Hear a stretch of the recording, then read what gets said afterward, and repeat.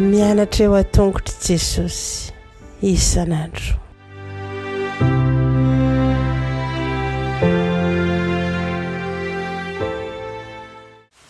Faly-miarabantsika tsirairay avy-indray tonga eto amin'ny fandraisana ny leçon lehibe sika amin'ity an'ity fifaliana anay hatrany ihany koa ny mandray ianao miarabanao isa-tokantrano ary mirary soa mba hitondra famelomelomana ny fanahinao ny fandraisana ny ten'Andriamanitra eto. Alohan'ny dirantsika ny amin'ny leçon an'io dia hivavaka ito Andriamanitra eo mbola misaotra anao izay ny amin'ny teninao an'io. Misaotra Tompo fa Andriamanitra fitiavana ianao.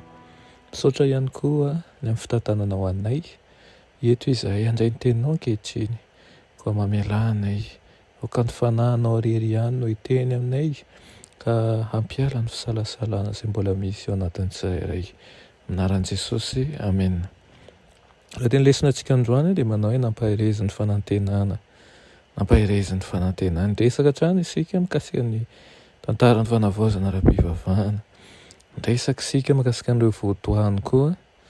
Fantaina voalohany apetrako aminao, inona no nampahery an'ireo voatoa mahatoky nandritra ny fanenjehana mahatsiravina nanjo azy ireo.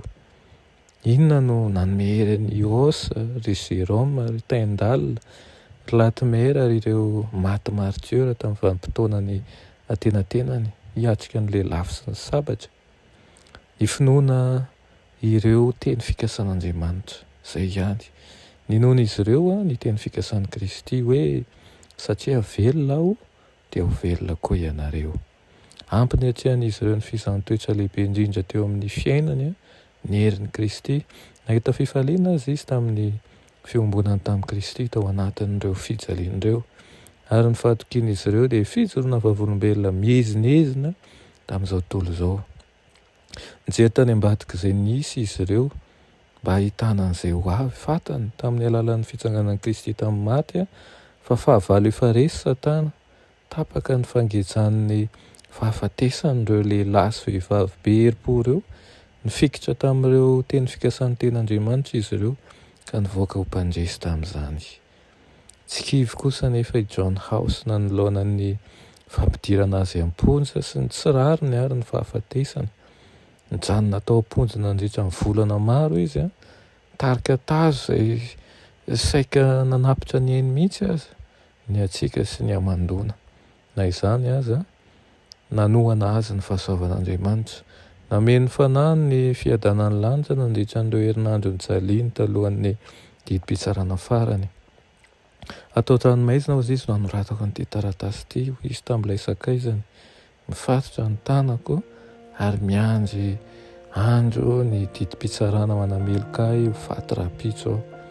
Rehefa iaona indray isika hozy izy noho ny fanampian'i Jesosy ao amin'ny fiadanana kanton'ny fiainany mandrakizay ho avy dia ho fantatrao ny famindram-po nasehon'Andriamanitra tamiko.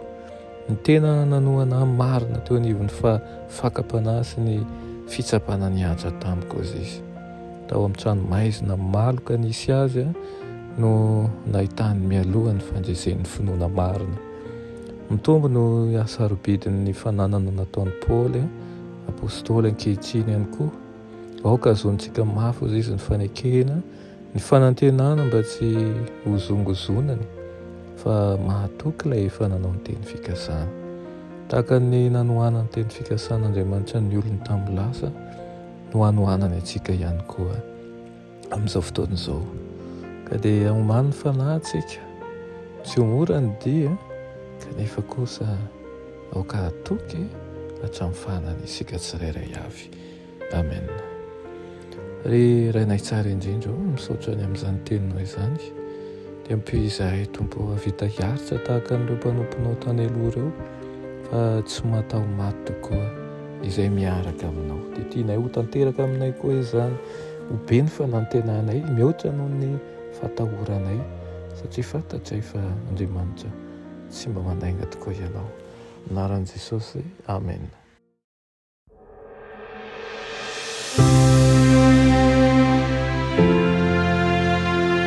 Mianatra eo a-tongotry Jesosy isan'andro.